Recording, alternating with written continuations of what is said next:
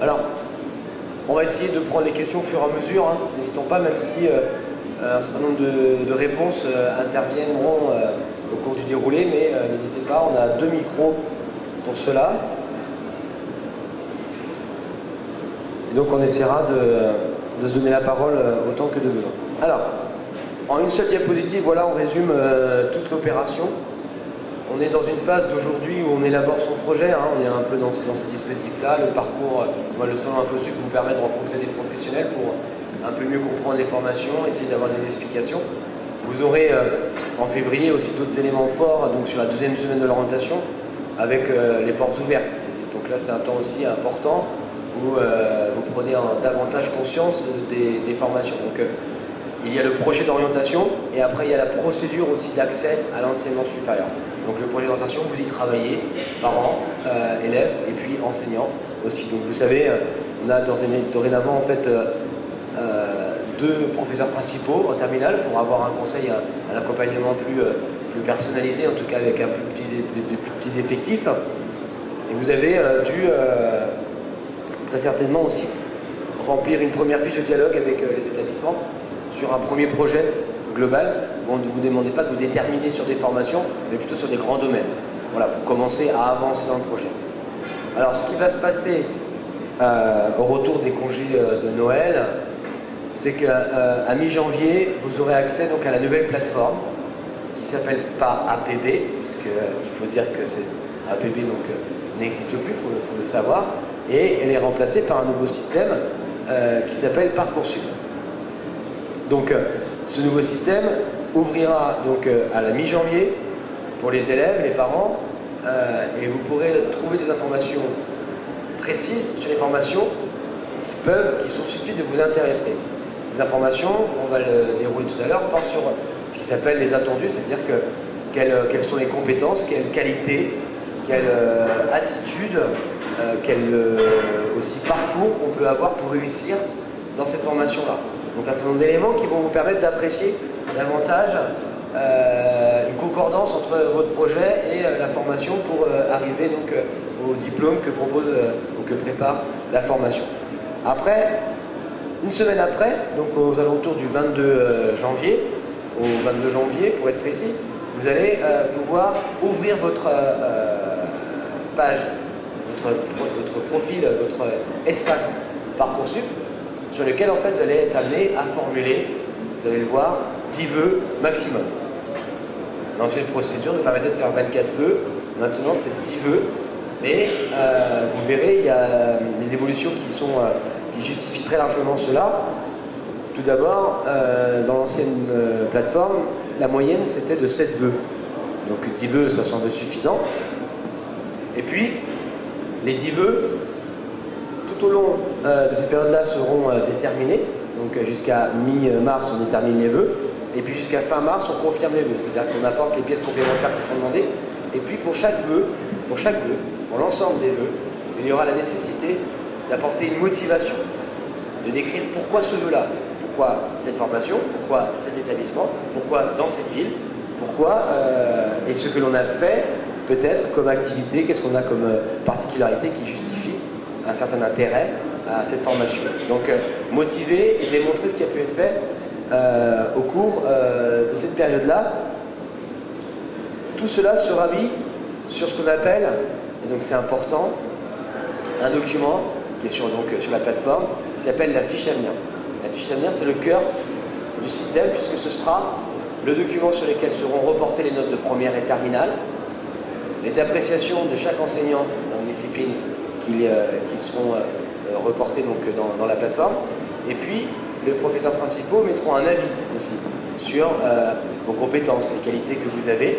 Puis après, le chef d'établissement, dans le cadre du conseil de classe, le conseil de classe du second trimestre, eh bien, ici, apportera un avis sur votre projet. Donc c'est un peu le passeport, comme je viens de le dire, de votre candidature, et ce document-là sera transmis lorsque, au 31 mars, vous aurez déterminé, fini de confirmer tous les vœux, donc seront transmis, chaque fiche sera transmise à chaque établissement pour lequel vous êtes candidat. Donc c'est bien sur cette base-là que l'établissement d'accueil, comme on dit, la formation d'enseignement supérieur que vous avez choisi, sur cette base-là qu'elle étudiera votre candidature. Donc c'est bien votre passeport que vous allez montrer. Donc on fait un vœu, chaque vœu fait l'objet d'une fiche à venir, on confirme le vœu, c'est ce qui est envoyé à l'établissement, qui, lui, à son tour, travaillera entre avril et la troisième semaine de mai, travaillera à étudier vos vœux et à procéder à un classement. Donc on va aller sur ces éléments-là. Et puis, une fois que le classement sera fait, vous recevrez donc à l'ouverture de la plateforme, sur la dernière semaine de mai, une réponse sur l'ensemble des vœux. Et c'est là qu'il y a une grande nouveauté aussi, c'est qu'avant, on avait une réponse que sur le vœu le mieux classé, et là, on a une réponse sur l'ensemble des vœux. On fait 8 vœux, on a 8 réponses. On fait 8 vœux, 8 motivations, 8 évaluations, et 8 réponses transmises par les différents établissements que vous avez sollicités. Donc ce qui permet d'avoir une grande lisibilité. Et à ce moment-là, le candidat, l'élève de terminale, ou l'élève qui souhaite accéder à un enseignement supérieur, puisqu'on a des élèves qui sont aussi déjà en enseignement supérieur et qui veulent refaire une nouvelle formation, ben, en fait là, on rentre dans une phase où il va falloir préciser et renoncer à certaines choses. On ne peut pas être possesseur plus de 7 jours de 2 réponses positives. Donc ça c'est extrêmement crucial, parce que le but étant que toute jeune est une proposition, donc celui qui en possède 2, 3, 4, eh bien il va falloir qu'il fasse un choix, et donc devoir renoncer à des vœux pour préciser son projet. Et le système fonctionnera toutes les nuits, donc dès le lendemain, toute place qui a fait l'objet d'un renoncement sera proposée à quelqu'un d'autre. Donc c'est ce système-là qui fait que, par rapport à l'ancienne procédure, on a des réponses quasiment 3 semaines plus tôt, et le système fonctionne toutes les nuits. Donc dès le lendemain, une proposition est faite. Et vous serez peut-être sur liste d'attente dans des formations. Eh bien, si quelqu'un qui avait la place la veille renonce parce que c'est pas vraiment ça qu'il veut et il voit qu'il a une autre possibilité ailleurs, à ce moment-là, cette place-là peut peut-être vous être proposée. Donc on est bien dans un système vertueux où on doit se débarrasser des réponses positives au profit des autres, tout en sachant qu'on a 7 jours pour faire ce choix. L'ensemble des établissements seront prononcés au même moment. Voilà, tout à fait. Toutes les réponses seront prononcées au même moment. Après, la réponse, elle évolue. C'est-à-dire que vous allez avoir soit un non. On a 2 grandes catégories de formation, les sélectives et les non sélectives. Donc pour les sélectives, vous allez avoir un non possible, c'est-à-dire que l'établissement considère que vous n'êtes pas un candidat qui a les dispositions pour réussir, donc vous avez un non. Ça, vous pouvez avoir 5 possibilités. Après, vous êtes dans les formations sélectives ou non, où là, vous allez avoir un oui, et donc avec une proposition d'admission, c'est-à-dire qu'il y a une place pour vous maintenant. Après, vous allez avoir en fait ce qui s'appelle un oui, mais vous êtes en attente. C'est-à-dire que oui, vous êtes recruté potentiellement, mais pour l'instant, vous êtes sur liste d'attente. Ça veut dire que vous avez le profil, la formation vous retient, mais vous êtes en attente par rapport à un nombre de places pour lequel il y a plus de candidats qui ont le profil qu'il y a de places. Donc ce que je veux dire, c'est que toutes ces informations-là seront données dès le début. Et ça veut dire, quand je dis ça, c'est que une réponse positive, une réponse positive pour laquelle vous êtes en attente, eh bien à un moment donné, elle peut se transformer en réponse positive avec admission maintenant, puisque du coup, la liste diminue. Hein. Et donc, dans l'ancien système, on voyait bien que quasiment toutes les formations, on peut faire une proposition aux étudiants, mais au bout de 5-6 semaines où ça tournait, puisque chacun a renoncé à des choses, donc en fait les places étaient remises. Pardon? Non. La question que Madame pose, et là c'est sur 7 jours. Non.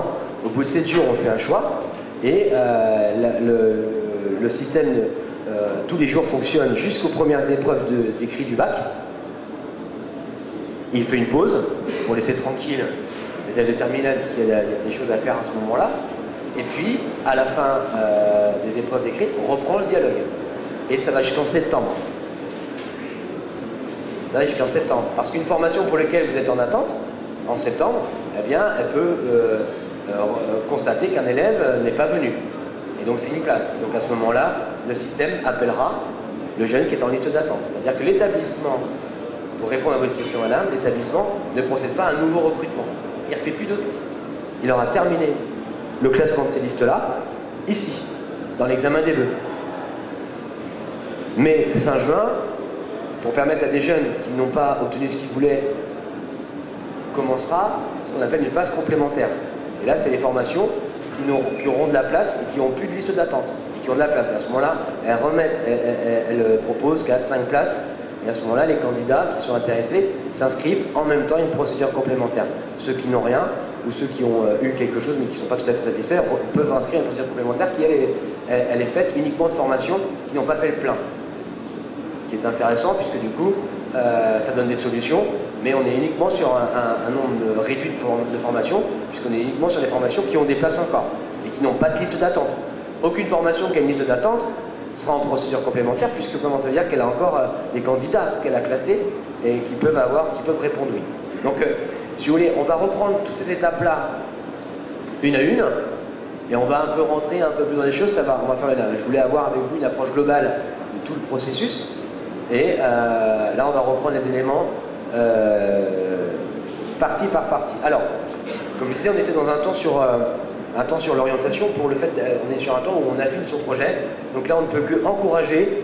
L'ONICEP a mis en place un site dédié cette année de préciser son projet sur une étape sur j'explore les possibles, je découvre les formations, une troisième étape portant sur l'approfondissement de certaines filières pour mieux comprendre, une quatrième étape sur je veux en parler, et une cinquième étape sur je précise ce que je vais demander. Donc si vous voulez, là il faut profiter d'y aller, c'est totalement personnalisable, c'est un temps de découverte comme on le fait aujourd'hui.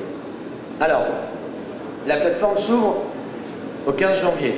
Je vous disais tout à l'heure, elle permet d'explorer des éléments précis sur les formations. Ce qu'ils attendent comme compétences, comme qualité. Ils montreront aussi ce qui s'est passé pour certains bacs dans leur parcours, quelles sont les réussites. Elle montrera aussi cette plateforme, éventuellement les métiers qu'il peut y avoir et l'insertion qu'il peut y avoir. Donc là, ce sont des éléments d'information.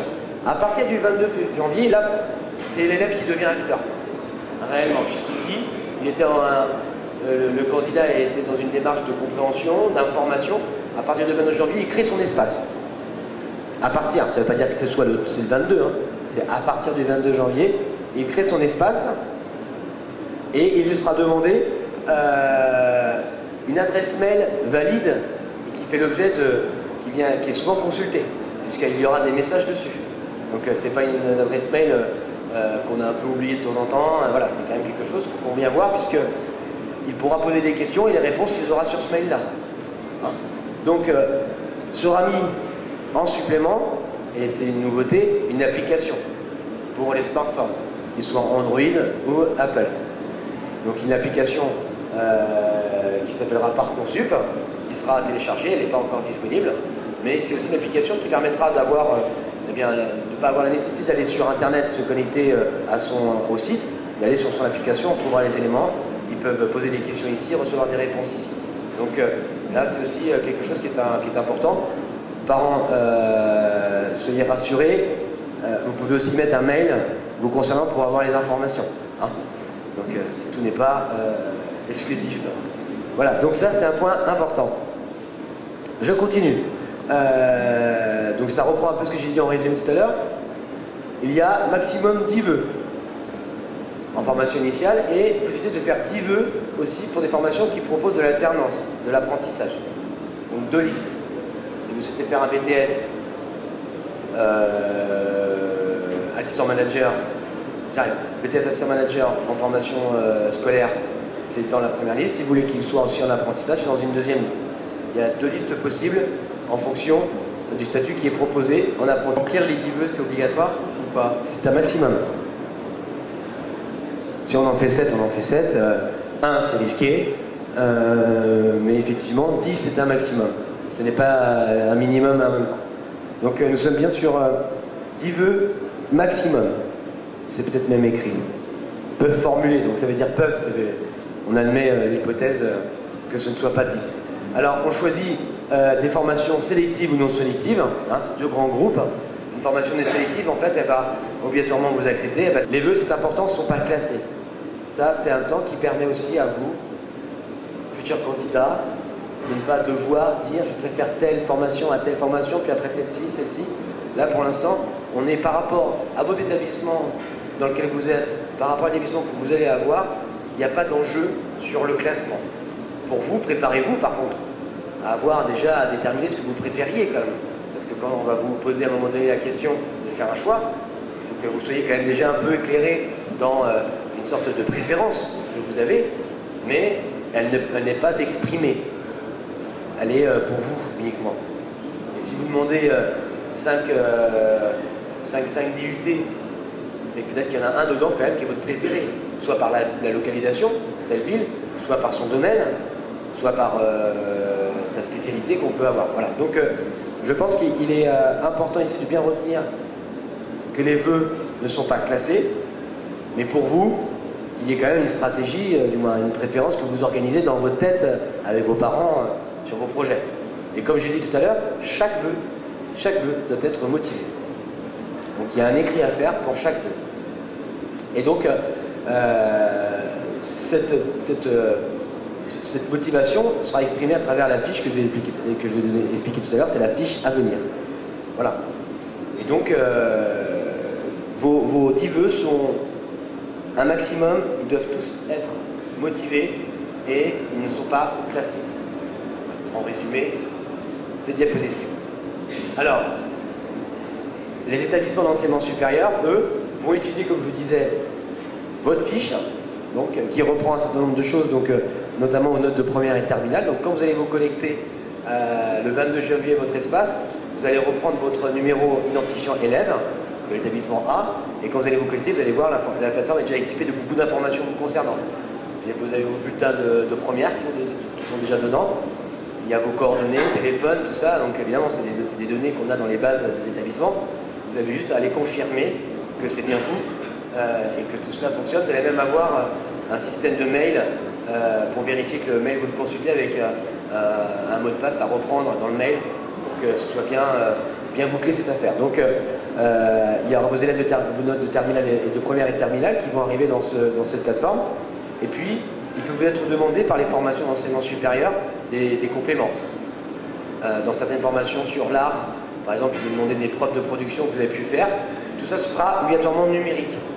Il n'y a rien, il n'y a pas d'envoi de papier, il n'y a pas d'envoi de cassette, du moins de DVD. Tout est numérique à travers la plateforme. Alors, une question? Quels bulletins de terminale sont concernés? De premier et second trimestre. Voilà. Donc premier et deuxième trimestre de classe de terminale et les bulletins de première. Dans certains cas, il est demandé aussi les épreuves anticipées qui sont du bac, qui sont demandées. Donc, le professeur principal mettra un avis sur votre fiche à venir suite à votre motivation et vous pourrez, le cas échéant, adjoindre à ces candidatures des éléments complémentaires qui seront demandés. Et ça, c'est cette phase entre le 15 et le 31 mai où vous devez compléter vos dossiers et les confirmer. Du 15 au 31 mars, excusez-moi, du 22 janvier au 15 mars, on détermine les vœux qu'on veut avoir, les choix de formation, et puis du 15 au 31, on les confirme. Donc là, on apporte les pièces complémentaires. Le conseil des classes se sont réunis, ils ont mis des avis. Donc vos dossiers sont complets, et au 31 mars, ils sont réputés confirmés.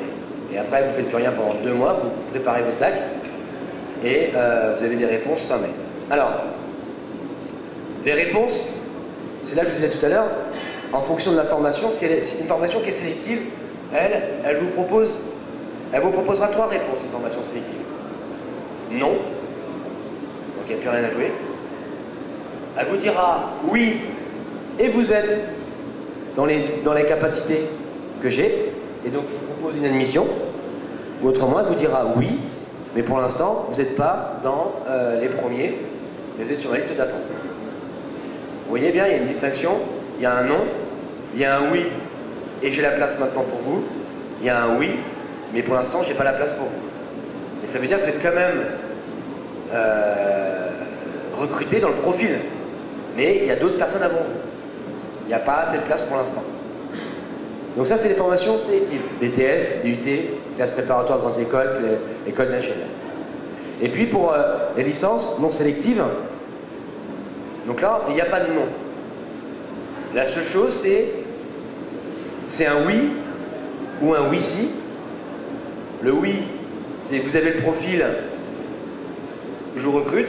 Oui si, vous n'avez pas tout à fait le profil encore, et je vous propose des modules complémentaires pour m'assurer que vous êtes en mesure d'y parvenir. Je demande une licence de maths. Votre profil, l'équipe pédagogique de Paul Sabatier estime qu'il vous faut 3 heures de maths en plus par semaine pour être sûr que vous puissiez y arriver. Et dans ces cas-là, ils vous disent oui, si vous acceptez ça. Et là, c'est important, c'est contractuel. Ça veut dire que si j'accepte, je m'engage à la sécurité sur les modules complémentaires. C'est pas optionnel. C'est un oui qui est conditionné à l'acceptation d'un contrat de réussite qui oblige à suivre des modules, des activités complémentaires. Avant de vous poser la question, je vais juste quand même préciser, parce qu'il ne faut pas que je perde la logique, là, qui est de dire que dans tous les cas, les universités, les licences qui sont là, elles vous disent oui ou oui si, dans un premier temps pour certains, parce que j'ai assez de place, donc vous venez, maintenant, et dans d'autres cas, dans des licences qu'on appelle sous tension, ça veut dire qu'il y a beaucoup de candidatures, les places sont élevées, mais il y a beaucoup de candidatures, et bien pour l'instant, vous êtes en attente. Pareil que là, c'est-à-dire qu'on peut être pris, mais en attente. On peut être pris, mais en attente. La seule chose, c'est qu'ici, la formation non sélective, elle ne peut pas donner de non. Elle donne un oui, mais c'est qu'une histoire de place.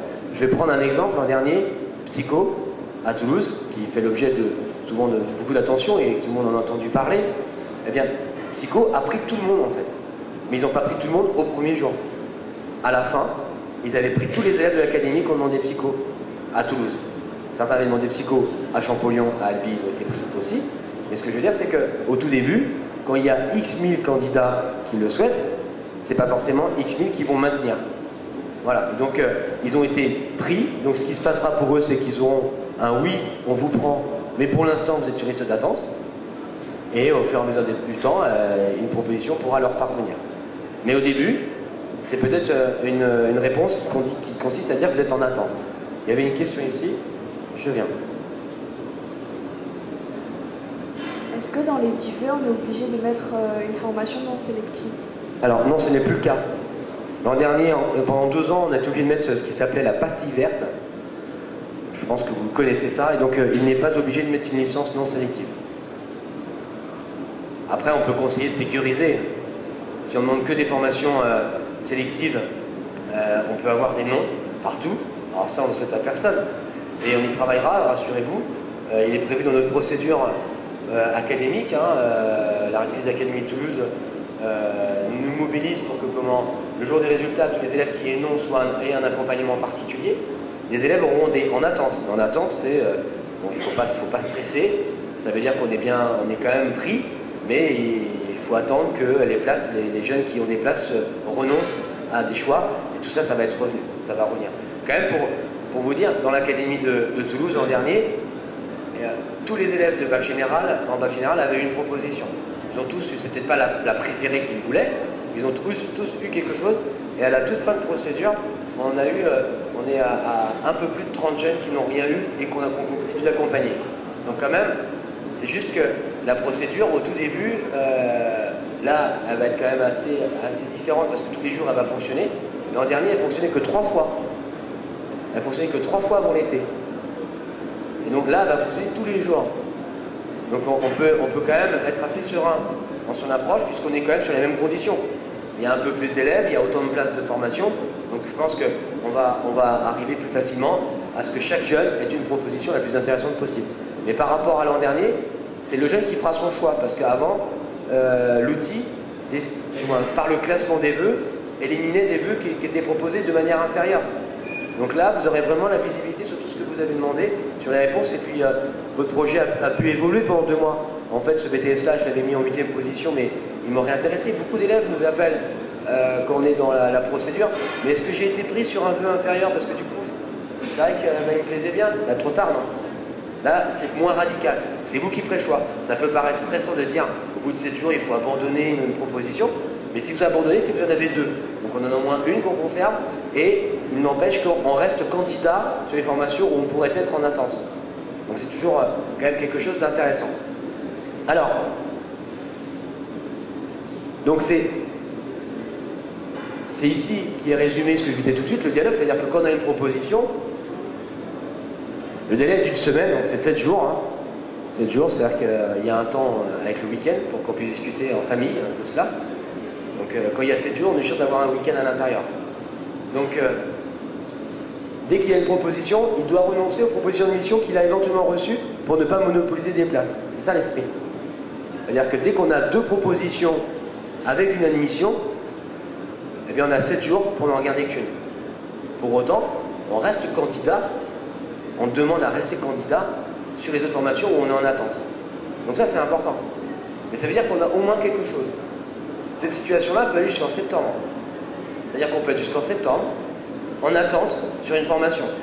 Et en septembre, être appelé par la formation parce qu'un jeune s'est désisté en toute fin. Donc c'est pour ça que c'est intéressant de rester en attente, mais vous avez une sécurité d'avoir une proposition. Donc ce que je dis ça, c'est que les autres vœux en attente sont maintenus. Je renonce que sur les formations pour lesquelles en fait j'ai une proposition. J'ai 2 oui avec admission, je dois en choisir une, j'ai 7 jours. Le lundi, j'en ai 2, j'ai 7 jours pour en supprimer. Mais le mercredi, j'en ai une 3e qui arrive, elle vaut 7 jours. C'est-à-dire que je ne suis pas obligé d'éliminer en même temps que les autres. Hein, chaque vœu, chaque proposition a une date de péremption de 7 jours. Donc lundi, mardi, j'ai 7 jours pour faire le choix. Mais l'autre vœu qui est arrivé plus tard, lui, là, il a une espérance de 8-7 jours. J'ai vu une question au fond.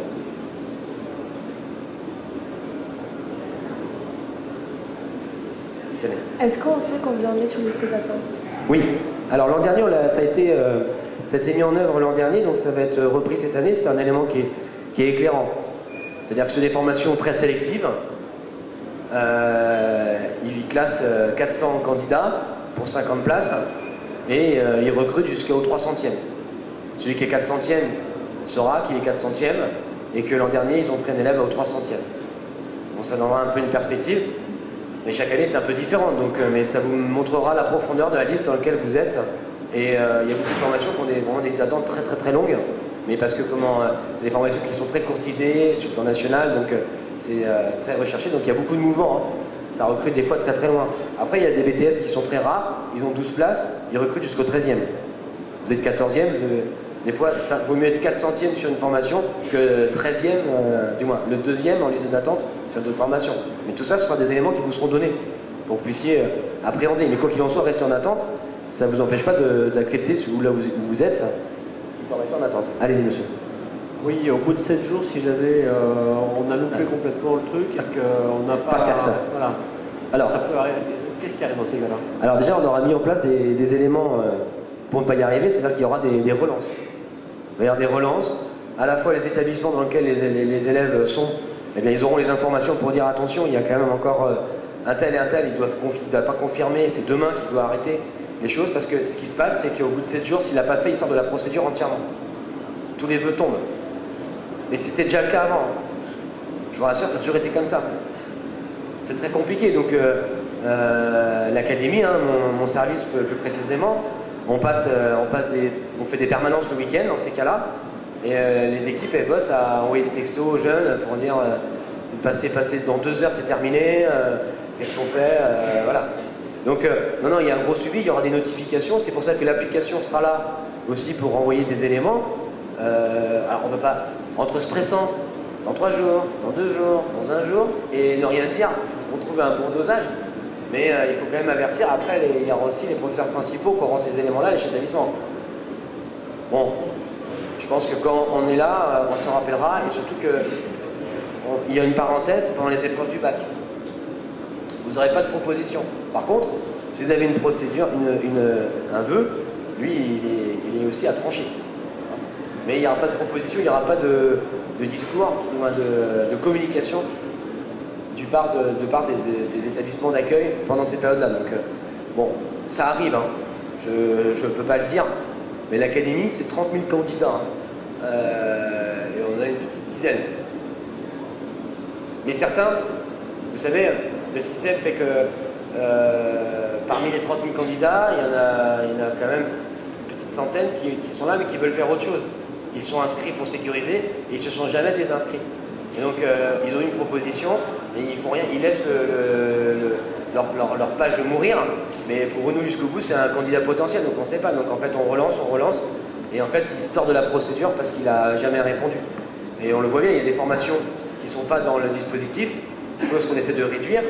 Et si on est pris dans une formation qui est privée hors contrat, qui n'est pas dans la procédure, et qu'on a voulu quand même sécuriser parce qu'on ne sait pas, et donc on a fait une candidature, on est pris, la machine ne sait pas qu'on est moins vrai candidat qu'un autre candidat. Donc c'est pour ça qu'on a beaucoup de jeunes aussi qui sortent de la procédure parce qu'en fait ils ont autre chose, parce qu'ils ont, de toute façon ils préfèrent aller sur le marché du travail, parce qu'ils ont trouvé que peut-être les profs avaient été un peu insistants pour qu'ils le fassent, et que ça n'intéressait pas, et puis qu'en fait au final il ne maintient pas sa candidature, mais en étant silencieux. Donc oui, effectivement ça arrive, mais c'est très peu de jeunes malgré eux. Hein, c'est souvent parce qu'ils l'ont choisi et ils ne sont pas forcément sans solution à ce moment-là. Alors, donc, voilà. Donc on aura bien évidemment, ce que je vous expliquais, le fait d'être en attente, on maintient notre position en attente sur les formations où on est en attente. On ne renonce pas à ça. On renonce obligatoirement à un vœu pour lequel on a une proposition avec une place offerte maintenant. Alors, je poursuis. Est-ce qu'on va faire une petite étude de cas? Charlotte, qui a fait des vœux un peu... on l'a tout fait, quoi. Elle a tout mis. Donc, vous voyez, une classe préparatoire. Voilà. Je vous propose de regarder pour l'instant ça, tout ce qu'elle a fait comme proposition. Donc, elle en a fait déjà, pour répondre à une question, elle en a fait 8, elle n'en a pas fait 10. Hein. Elle a fait le choix de 8, avec une grande hétérogénéité. Là, les établissements, voilà ce qu'ils ont répondu. Alors, c'est un schéma, c'est pas comme ça que ça va être fait. Hein. Ce sera fait autrement. Oui. Les propositions, il y a les sélectives et non sélectives. Oui, voilà. Ah, tout à fait. Tout le monde répond en même temps, qu'elle soit sélective ou pas sélective, la formation. Et vous allez voir, là, très concrètement, cette formation qui est sélective, elle a dit non. Après, les autres formations qui sont non sélectives, je pense à cette licence-là, elle est non sélective, elle a dit oui, et elle a fait une proposition. Cette formation-là, la licence, elle a dit oui, mais vous voulez faire anglais, mais vous voulez faire langue, mais en fait, vous avez fait qu'une langue, vous êtes un bac pro, vous avez fait qu'une langue, c'est déjà difficile d'aller à la fac, et en plus, vous avez fait qu'une langue, donc c'est très compliqué. Donc peut-être que vous aurez des modules complémentaires. Voilà, elle vous accepte. Voilà, et elle fait une proposition, mais que si vous acceptez des choses complémentaires, mathématiques, je donne un exemple. Et puis, le BTS a dit oui, lui, mais pour l'instant, vous n'êtes pas dans les premières places. Mais oui, si place se fait. La classe préparatoire, elle a dit oui, avec elle, une proposition d'admission. Oui, vous êtes dans mes places, vous êtes dans les premiers candidats. Donc voilà. Donc elle reçoit toutes ces propositions-là, et ça veut dire que le jour où elle le reçoit, elle a une réponse à donner avant, telle date. Est-ce que je la supprime? Est-ce que je la supprime pas? Voilà. Et donc la réponse, c'est la date à laquelle elle a l'information plus 7 jours. Voilà. Le système prévoira que vers la fin de la procédure, le délai soit moins long aussi, parce que à la fin, il faut quand même qu'on continue à donner les places aux autres. Les 7 jours, c'est pour prendre bien son temps. Et le système précédent, à la fin, on n'était que sur un jour de réflexion, puisque du coup, on n'a plus que 2 à chaque fois, maximum. Donc, à la fin, toute fin de procédure, quand on est rendu à l'été, c'est un jour de réflexion. Au début, 7 jours, jusqu'à au moins fin juin. Puis après, ça va réduire pour qu'on soit dans un dialogue pour que tout soit réglé avant les congés si possible. Pour les établissements aussi, parce que du coup, ils ont leur liste inscription et tout ça. Et puis que tout le monde ait une solution la plus satisfaisante possible avant les congés. J'ai vu une question dans le fond. Oui. Alors attendez, par simplicité. Au premier tour, toutes les réponses sont données en même temps. Oui, c'est ça. Mais après, pas forcément. Bah après, en fait, c'est en fonction qu'il y ait une place qui se libère. Voilà. Après, c'est au fil de l'eau. Comme on dit, ça peut être au quotidien. Voilà. Ça va jusqu'à Fin septembre. D'accord. Donc il n'y a pas d'inscription à... Ah si. Alors, il vous sera demandé, les établissements, c'est fin août, je serai précis, de devoir vous inscrire. Vous pouvez rester, vous pouvez avoir fait ce qu'on appelle avant un oui, mais je suis candidat sur une formation. Mais rendu une certaine date, l'établissement dit, bah, vous avez dit oui pour nous, on sait que vous êtes encore candidat ailleurs, mais vous devez vous inscrire, donc vous faites la démarche. Vous devez même commencer les cours. Hein, c'est arrivé, hein. Je commence les cours, et puis au bout de 5 jours, ah, la formation que j'attendais, elle me dit oui. Bon, bah au revoir et je vais à l'autre formation. Mais ça, tout le monde, ça peut paraître UBS, mais c'est quand même très important. C'est-à-dire que la formation qu'on désire le plus, je suis sur liste d'attente, tant pis, je fais celle-ci, et puis tout d'un coup, cette formation-là a une place. Si j'étais pas resté en attente, elle serait proposée à quelqu'un d'autre. Ça aurait été, c'est quand même un peu injuste, alors que j'étais le premier à devoir y rentrer si la place se libérait. Donc c'est pour ça qu'il est normal de conserver ça jusqu'en septembre. Ça peut paraître incompréhensible de dire, mais on déstabilise tout le monde. Non. Si vous êtes candidat sur une formation, qu'elle est encore, elle, dans sa période de rentrée, et que vous êtes le premier à pouvoir y rentrer si une place se libère, il est normal que ce soit vous qu'on appelle et pas quelqu'un qui vient et qui sonne et dit est-ce que vous avez une place? Ah bah oui, rentrez. Non. Non, il y avait une procédure, il y a eu un classement. Donc c'est comme je disais, en fait, les établissements ne refont plus leurs propositions. Ils l'ont fait une première fois et après, c'est les places qui vous appellent. Et une question, madame. Dans ce cas-là, est-ce que les frais d'inscription sont remboursés ou comment ça se passe? Alors, dans ces cas-là, oui. Bon, je n'ai pas la réponse là, en tant que telle. Non, mais je n'ai pas la réponse parce que l'an dernier, ça a été très peu fait. Normalement, c'est les frais d'inscription sont remboursés. Parce que j'avais des doutes sur si c'était mal passé, mais voilà.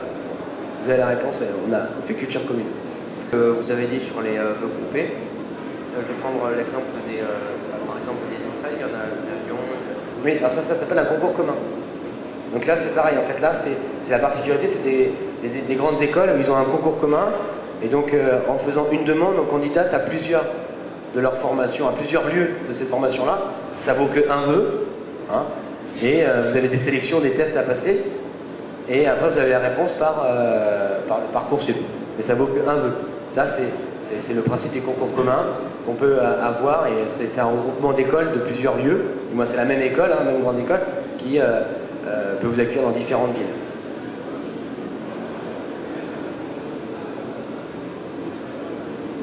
Je prends un exemple également, DUT Tech de commercialisation à Toulouse. Il y a 3 antennes, une à Auch, de mémoire, une à Castres. Voilà, ça fait 3 vœux. 3 vœux. Ça rentre pas dans les vœux groupés. Alors, ce sont des éléments, voilà, devant vous, voilà, mais au jour d'aujourd'hui, c'est 3 vœux. Après, ce qui s'est passé, c'est qu'après, donc, je reviens, ici, Charlotte, elle a finalement renoncé au bout de ces 7 jours. Elle a décidé de renoncer donc à cette proposition-là, mais elle a maintenu sa candidature sur le BTS où elle est en attente. Hein. Elle a renoncé à ça, elle a renoncé donc à la licence, et elle a accepté le DUT. Et en faisant ça, elle a accepté, mais elle a maintenu cette formation-là.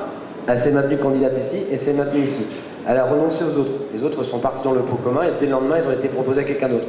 Okay, donc en fait, il lui restait 3 possibilités. Il lui reste celle où elle est prise, celle où elle est prise, et les 2 pour lesquelles en fait elle a maintenu sa candidature alors qu'elle est en attente. Et puis en fait, ce qui s'est passé, c'est que du coup, là où elle était en attente, le DUT là, ils ont fini au bout de quelques jours de lui faire une proposition ici, et du coup elle a tranché, elle l'a pris, elle a renoncé et elle est sortie de la procédure. On est bien sur une procédure de préinscription. Après, il faudra se déplacer à l'établissement pour finaliser son acte. Donc elle a renoncé, elle s'est inscrite après donc, dans le DUT G, si je vois bien d'ici. Allez-y madame. Excusez-moi, je vous repose la question, je veux vraiment être sûre d'avoir bien compris. Est-ce que si par exemple on demande une classe préparatoire à Saint-Cernay et une classe à Fermat, ce sont 2 vœux différents? Oui. Mais comme je disais tout à l'heure, c'est à l'étude pour que ce soit bien 2 vœux différents. Mais au jour d'aujourd'hui, c'est 2 vœux différents, ça a toujours été 2 vœux différents.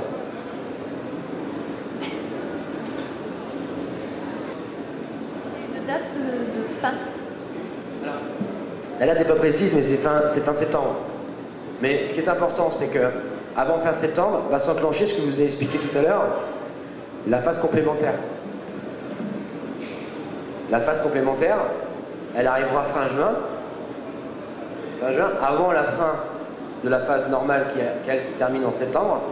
Et la phase complémentaire, quand beaucoup de formations auront fait des propositions à plein de personnes et qu'ils auront encore de la place, eh bien, ils reproposeront des places.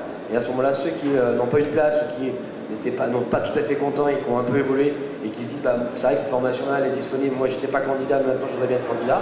Donc on peut être candidat, on peut être sur les 2 phases présent ou sur une phase si on n'a rien eu à l'autre.